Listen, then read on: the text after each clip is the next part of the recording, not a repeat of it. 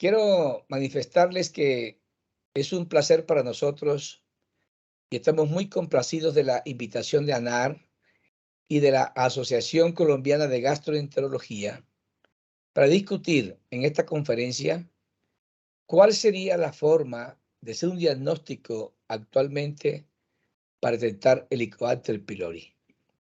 La importancia del Helicobacter pylori es muy grande a nivel mundial. Siempre que el Helicobacter pylori esté en el estómago hay gastritis crónica y puede haber muchas consecuencias a largo plazo. Por estas circunstancias es muy importante un diagnóstico exacto de la infección. Se estima que 60% de la humanidad está infectada por Helicobacter pylori. Es muy frecuente en países subdesarrollados. Sin embargo, es mucho menos frecuente en países con alto estándar de higiene, como son los países desarrollados. Y en este mapa quiero mostrar qué pasa en Norteamérica y en Australia. 37% de los americanos tienen el Helicobacter pylori y 24% de los australianos. Cuando en Estados Unidos se determina la prevalencia de la infección en las minorías étnicas, es absolutamente frecuente, más del 60%. En los americanos es menos del 20%. En cambio, en países o continentes subdesarrollados es mucho más frecuente. Sudamérica y África es muy frecuente la infección por Helicobacter pylori. En Rusia o en el este asiático, 55%. Se considera que Helicobacter es la infección bacteriana crónica más común en el mundo. Cuando la gente se infecta por Helicobacter pylori, pueden aparecer hacia el futuro enfermedades gastroduodenales como la úlcera péptica, que aparece en 10 a 15% de los infectados. Tener Helicobacter pylori provee un riesgo 3 a 10 veces de tener úlceras en el futuro comparado con la gente que no tiene Helicobacter pylori. Dolor en la boca del estómago o dispepsia se observa en 1 a 5% de los pacientes infectados por H. pylori. Como se puede desprender de esta afirmación, solamente 1 a 5 de cada 100 infectados tienen dolor en la boca del estómago por Helicobacter pylori. Es decir, la infección es totalmente asintomática en 95 a 99% de los infectados. Cáncer gástrico le da a 1 a 3% de los infectados. Es decir, que de cada 100 individuos, 1 a 3% les puede dar cáncer gástrico en el futuro. Linfoma MALT, que es un tumor linfoide en el estómago, le da a menos del 0.1% de los infectados. Estas enfermedades gastroduodenales representan globalmente que 20% de la gente infectada por Helicobacter pylori puede tener en el futuro una enfermedad clínica, como las ya mencionadas.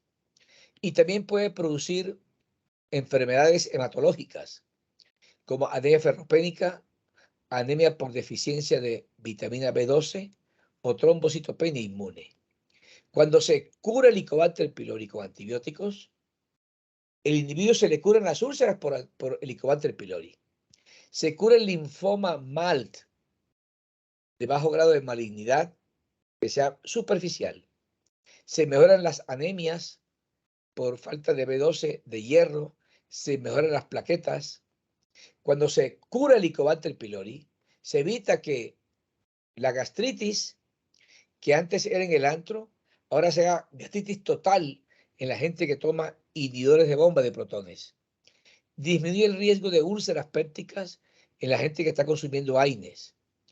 Cura la dispepsia que se produce cuando hay H. pylori. Si bien es una minoría la que se cura, de cada 100 personas con infección por H. pylori y dispepsia, cuando quitan H. pylori, se quiere tratar 14 individuos para que uno se mejore. Y en porcentaje, después de erradicar H. pylori, más del 90% siguen con los síntomas de dispepsia.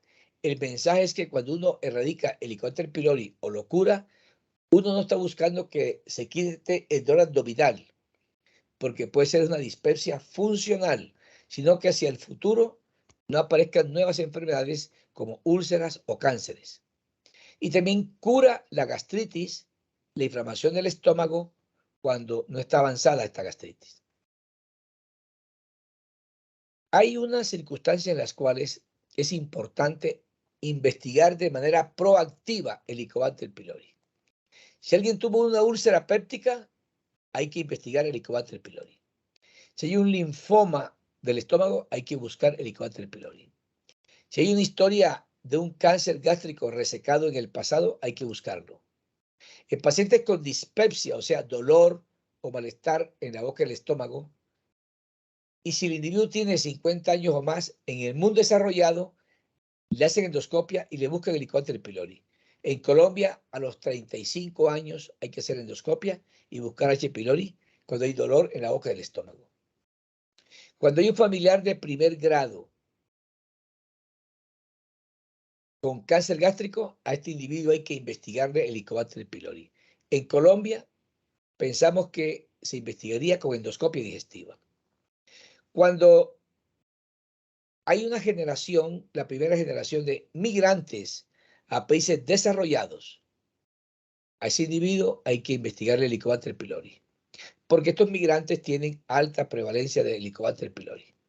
Cuando hay anemia por falta de hierro y no se ha explicado por qué hay anemia, hay que investigar el Helicobacter pylori. Cuando hay trombocitopenia inmune en los adultos, hay que investigarlo. Cuando alguien va a usar inhibidor de bomba de protones durante mucho tiempo, hay que investigarlo y erradicarlo para que no se aumente la gastritis en ese individuo hacia el futuro. Cuando alguien va a consumir aspirina o antiinflamatorios no esteroideos, hay controversia de si buscarlo y eliminarlo. Somos partidarios, igual que muchos expertos en el mundo, de que cuando alguien va a tomar aspirina o AINES por primera vez, hay que erradicar H. pylori. Y también creemos nosotros en la Universidad Nacional que todo paciente que va a ser sometido a un bypass gástrico en Y de Rux, como el que se ve aquí ahorita en la diapositiva, este estómago queda desfuncionalizado con el Helicobacter pylori escondido. Por eso, antes de esta operación, pensamos que es mejor curar el Helicobacter pylori. Porque ese Helicobacter en ese estómago escondido, que no es accesible a la endoscopia convencional, hacia el futuro puede aparecer en este individuo un cáncer en el estómago escondido, unas úlceras o un linfoma MALT. Y algunos pacientes pueden tener sangrado digestivo que se origina en las úlceras de este estómago desfuncionalizado y no accesible a la endoscopia digestiva. Entonces, para nosotros, la endoscopia es esencial antes de ser operado para un bypass gástrico. No es opcional, porque si no se quita el Helicobacter, este estómago escondido va a albergar H. pylori durante muchos años y nadie sabe ese individuo específico si tendrá o no una complicación hacia el futuro. Hay muchos métodos diagnósticos recientes que están en camino y que no son todavía de uso rutinario en la práctica diaria. Por ejemplo, endoscópicamente con luz blanca se puede ver alteraciones en las venas colectoras de la mucosa gástrica y eso identifica la infección por H. pylori. Hay un método que es el hisopado del estómago con esta esponja que recientemente ha demostrado una alta sensibilidad para identificar el Helicobacter pylori. En vez de test rápido de ureasa o una biopsia, se hace un test rápido de ureasa en el material recogido con la esponja y se ve que este hisopado es superior al test rápido de ureasa que se ha tomado con una biopsia gástrica. También, la especificidad es igual en ambos. El valor predictivo negativo es mejor con el hisopado. El valor predictivo positivo es similar. Pero la exactitud es superior con el hisopado. Hacia el futuro, es probable que la gente cuente con un hisopado. En vez de biopsia, este hisopado se le coloca aquí el test de urasa rápida en vez de la biopsia y será más exacto. Cuando hay gastritis atrófica, también hay mayor sensibilidad del hisopado y la exactitud en general en la gastritis atrófica es superior con esta muestra topada con el hisopo que con una biopsia, como tradicionalmente se hace en el test de urasa rápida. Hay otro método muy ingenioso y es que a través del endoscopio se aspira, se pasa por una máquina y se hace un análisis bioquímico del jugo gástrico. Tiene un rendimiento similar al test de urasa rápida y a la histología. Aún no está disponible el EndoFaster para ser utilizado, pero el EndoFaster tiene una gran sensibilidad en la gente que no consume inhibidor de bombas de protones y una gran especificidad que lo muestra como una alternativa, pero no está disponible para ser utilizado de manera rutinaria. En todo caso, estos métodos novedosos hacia el futuro es probable que se puedan tener en los consultorios o en las salas de endoscopia a nivel mundial, pero todavía no está siendo utilizado de manera rutinaria.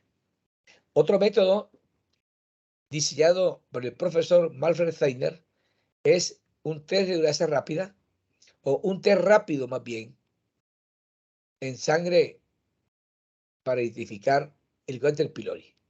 Este test que se basa en la sangre permite identificar proteínas anti-CAC-A y proteínas del flagelar filamentosa y tiene una alta sensibilidad y especificidad. También mediante la endomicroscopía con focal láser se puede ver la célula infectada por Helicobacter pylori. La inteligencia artificial ya tiene modelos para identificar Helicobacter pylori con una exactitud del 84%. Pero esos métodos aún no se usan en la vida cotidiana. Entonces, pero en el mundo real hay varios métodos. Y una cosa que es importante, un aspecto que hay que enfatizar es que cada método de la vida real dependerá de las características de cada paciente. ¿Cuál es su entorno clínico? ¿Cuáles son sus síntomas? Es decir, habrá una prueba para cada tipo de pacientes en un momento determinado. Y algo importante es que esa prueba debe ser lo más exacta posible antes de iniciar el tratamiento, al igual que muy exacta cuando se finalice el tratamiento para verificar la curación de la enfermedad. Hay pruebas invasivas y pruebas no invasivas. Son invasivas las que utilizan endoscopia digestiva. Y está la biopsia, o sea, analizar en histología el Helicobacter pylori. Con la biopsia se puede cultivar y adicionalmente se podrá hacer susceptibilidad a los antibióticos. Se puede utilizar el test de urasa rápida y pruebas no invasivas, los antígenos fecales del Helicobacter identificados con anticuerpos monoclonales, test de urasa rápida, test respiratorio de urea breath test, cultivo de las materias fecales o hacer serología en orina o en saliva. Son métodos no invasivos. Y a través de métodos invasivos y no invasivos, utilizando en la primera biopsias y en la segunda materia fecal, etcétera, se puede determinar por PCR Helicobacter pylori utilizando unos métodos moleculares disponibles en países desarrollados. El test de urasa rápida tiene una sensibilidad de 84 a 95%, el cultivo 76 a 90% de sensibilidad. La evaluación histológica es el gold estándar. Esta es la prueba con la cual se comparan las demás pruebas. Pruebas moleculares a través de la biopsia y el test respiratorio de urea, antígenos fecales y la serología son los que hoy día se utilizan en la práctica diaria. Sin embargo, hay que destacar que la serología no identifica infección activa y se utiliza para otros propósitos. Por ejemplo, si alguien tiene un sangrado digestivo y el test de urasa rápida no da positivo, no permite ser realizado de manera exacta, la serología podría utilizarse. Cuando alguien tiene un cáncer gástrico y no se puede identificar H. pylori en el estómago, habrá que se podrá hacer serología, etc. Todas las pruebas, en realidad, exceptuando la serología, necesitan que el individuo suspenda inhibidor de bomba de protones 14 días antes de la prueba y los antibióticos un mes antes. Entonces, el test rápido de ureasa, que se utiliza en una biopsia tomada del estómago, son en realidad 2 biopsias, para que sea exacta la prueba, una del antro y una del cuerpo. El cultivo también es mejor suspender el IVP y así todas las pruebas VT, antígenos fecales, suspender el inhibidor de bomba de protones y los antibióticos. Este concepto de buscar H. pylori durante la endoscopia de rutina ha sido refrendado recientemente por el último consenso de Maastricht, en el cual se recomienda que además de buscar Helicobacter pylori en esa endoscopia inicial, también se identifique la severidad de la gastritis crónica, que se haga un estadiaje de la gastritis crónica, bien sea a través de la atrofia, mediante el sistema Olga, o la metaplasia intestinal mediante el sistema Olgi. Y por supuesto, en esa endoscopia también se tomarán biopsias de lesiones adicionales que se encuentren ahí. Esta es la forma de aplicar el protocolo de Sydney, que es recomendado por Maastricht 6. Y es una biopsia del cuerpo de la curva menor, una biopsia del cuerpo de la curva mayor, van en un frasco. Y una biopsia de la incisura, una biopsia de curva menor del antro y curva mayor del antro, realmente del área prepilórica, y van en un frasco. El sitio exacto de las biopsias en el cuerpo, lo que se recomienda es que sea de la curva mayor a 8 centímetros del cardias y de la curva menor a 4 centímetros de la incisura angularis. Cuando este espécimen va al patólogo, el Helicobacter pylori se puede identificar mediante hematoxilina y eosina.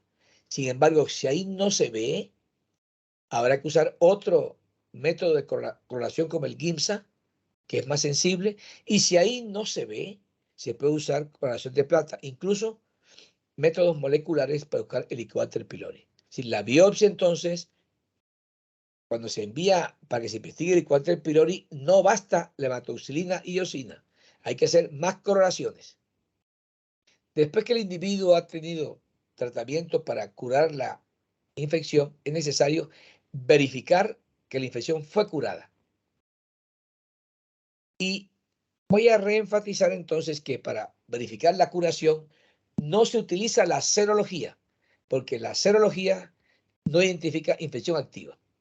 La endoscopia no se utiliza para verificar la erradicación, a menos que se requiera otra endoscopia para comprobar cómo va la enfermedad inicial en la cual se buscó el Helicobacter pylori la primera vez. Y esta endoscopia entonces será el método para identificar el Helicobacter pylori, porque será la endoscopia para ver cómo va la primera enfermedad. Por ejemplo, ¿qué pasó con la úlcera gástrica? ¿Qué pasó con el linfoma MALT? ¿Qué pasó o cómo va el cáncer gástrico resecado endoscópicamente? Pero cuando no están esas circunstancias, después de 4 semanas, se hará la identificación mediante otros métodos, que pueden ser antígenos fecales con anticuerpos monoclonales o el test respiratorio de urea, utilizando carbono 13 no radioactivo o carbono 14 mínimamente radioactivo. El principio en el cual se fundamenta los test respiratorios de urea son estos. El individuo consume la urea, en este caso urea marcada con carbono 13, va al estómago, la ureasa del Helicobacter pylori metaboliza la urea en CO2 y amoníaco, y el CO2 que está marcado pasa a la sangre, se exhala y ahí se identifica el CO2 marcado con carbono 13. Y hay unos parámetros, un umbral de concentración que identifica si la prueba es positiva o negativa.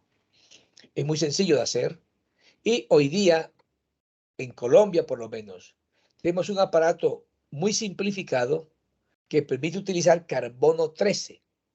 En el pasado, el aparato para identificar el carbono 13 era muy sofisticado, que era este aparato, que es muy grande. Hoy día es mucho más pequeño.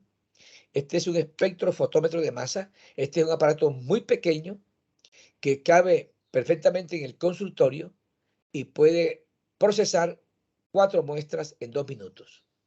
La importancia del carbono 13 es que se puede usar en niños y en mujeres embarazadas. En cambio, el carbono 14 no está permitido usarlo en niños ni mujeres embarazadas. Cuando se analiza el rendimiento del carbono 13 versus carbono 14 en las pruebas de respiratorios con urea marcada, se ve que el carbono 13 tiene un poco más de sensibilidad y especificidad que el carbono 14. Algo importante para ambos test es que no son afectados por la distribución en parche de la infección por H. pylori en el estómago. El carbono 13 se ha estudiado en pacientes que han sido operados del estómago. Cuando el paciente que ha sido operado del estómago se coloque en decúbito lateral izquierdo, la sensibilidad, la especificidad y la exactitud del carbono 13 son excelentes. Sensibilidad 85%, especificidad 97% y exactitud 93%. También se han hecho estudios recientes con test respiratorio de urea con carbono 13 en pacientes que han sido sometidos a gastrectomía subtotal.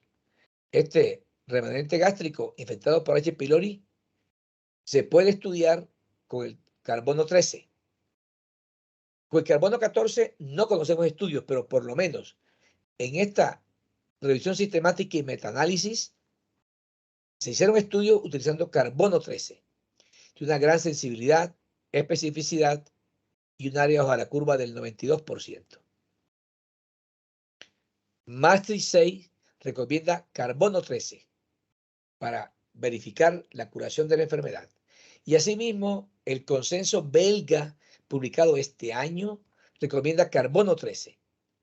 Nosotros en Colombia hemos empezado a difundir el concepto de utilizar el carbono 13, que es el recomendado y el más exacto cuando se quiere verificar la curación de la infección por H. pylori. Es el recomendado por consenso de expertos a nivel mundial. Algo importante es que en el protocolo del carbono 13 se recomienda el ácido cítrico como una parte esencial del protocolo del test respiratorio de urea. Porque el ácido cítrico, cuando se utiliza, y en este caso viene incluido en la prueba de carbono 13, ese ácido cítrico inhibe la motilidad del antro, disminuye el vaciamiento del estómago, relaja el fundus, y estos efectos se traducen en que se aumenta la distribución de la urea marcada en el estómago y se aumenta la actividad de la ureasa de H. pylori. En una palabra, el ácido cítrico permite que se permanezca en el estómago la urea marcada con carbono 13 y al mismo tiempo activa la ureasa de Helicobacter pylori presente ahí. De esta manera será más exacta la prueba con ácido cítrico. Entonces aumenta el tiempo de contacto de la urea con la ureasa H. pylori y dará un mejor rendimiento. Y cuando hay atrofia gástrica, que hay poco Helicobacter pylori, el ácido cítrico aumenta la sensibilidad de la prueba. El jugo de naranja disminuye la exactitud diagnóstica. No se recomienda jugo de naranja. La prueba trae ácido cítrico. Quiero rendir un homenaje en este momento al profesor David Graham, que fue el pionero de estas pruebas con urea marcada para identificar el Helicobacter pylori en el estómago. Los mensajes para su casa de esta conferencia hoy son estos. Cuando se va a buscar el Helicobacter pylori en el estómago, deben usarse métodos exactos antes de iniciar el tratamiento y asimismo métodos exactos para verificar la curación de la enfermedad. Cuando se va a usar un método exacto, como esos antígenos fecales, test respiratorio de urea o histología mediante la biopsia, es importantísimo que se suspenda el IVP 2 semanas antes y no antibióticos 4 semanas antes. Quiero nuevamente agradecer a ANAR, que es el representante de la prueba de urea marcada con carbono 13 en Colombia, y decirles que muchas gracias por traer a nuestro país y a nuestro continente latinoamericano este importante método de diagnóstico, ya actualmente con registro INVIMA en Colombia, y que estará disponible para todos los gastroenterólogos cuando ellos a bien decidan utilizarlo en sus oficinas. Muchas gracias a todos. Y algo importante que voy a recalcar es que H. pylori, siempre que se encuentra, debe ser tratado. Ningún Helicobacter pylori es bueno dejarlo en el estómago. Con lo anterior, entonces, quiero decirles, queridos colegas de Colombia y de América Latina, que ya tenemos métodos exactos como el VT con carbono 13 disponible en nuestro continente para verificar o para diagnosticar por primera vez el Helicobacter pylori. Gracias, muy amables, por su atención. Esto es ANAR Health Technologies, innovación que transforma.